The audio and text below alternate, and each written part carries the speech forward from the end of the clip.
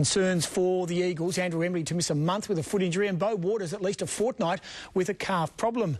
But pressing his claims to play Carlton on Saturday night is defender Eric McKenzie.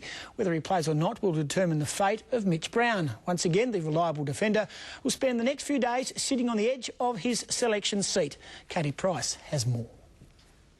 It was a media lockout after the warm-up, but before the session, every camera was carefully trained on Eric McKenzie, including those of the club's sports scientists, who will have to give the final tick, and that could mean a cross for Mitch Brown. Anyone's role is, when they get drops, is go back to play waffle and play the best footy they can. So it's not going to be negative about it at all. But does he think he's done enough to hold his spot?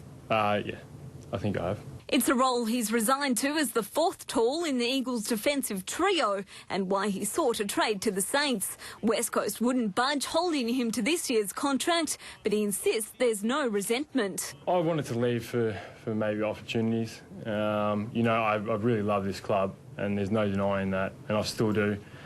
So I can see myself playing with the Eagles in the future.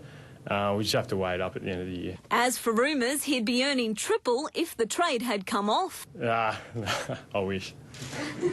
Mature-age recruit Callum Sinclair is in the same boat as the stopgap for the injured Nick Natanui, but he's making the most of being Cox's backup. To have a six-time All-Australian having a chat to you every day and talking to you about where you can improve, it's just a massive bonus. So I feel that I've improved and learned a lot in the last 4 months I've been here.